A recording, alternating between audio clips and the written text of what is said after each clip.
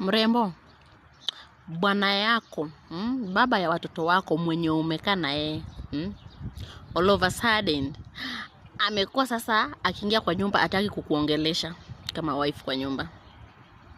Hataki story na wewe. Ya pili, hataki kukula chakula yako yenye umepika. Anaingia kwa nyumba anasema ako okay. I'm okay. Always I'm okay. Hataki chakula yako.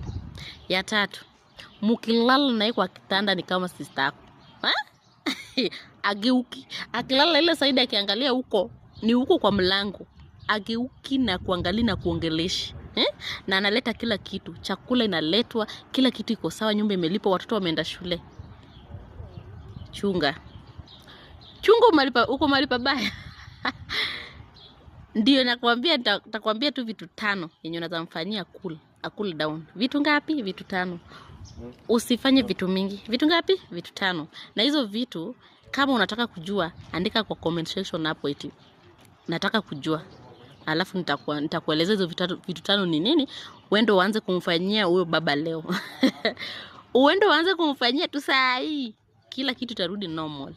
Na wewe ufanye venye nakwambia. Sawa? Juu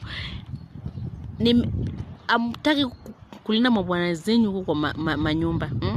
Bwana analeta kila kitu, anajua kuna watoto, bibi lazima kwa nyumba imelipwa, umewekwa vizuri, lakini wewe hutaki kuweka mtu wako vizuri. Unaweza pata kama mwanaume mwingine kanatoka from nowhere kanataka kukudanganya na ule mtu mwenye umekaa na yeye miaka 5 ama na mahali mmetoka nyinyi ndio mnajua.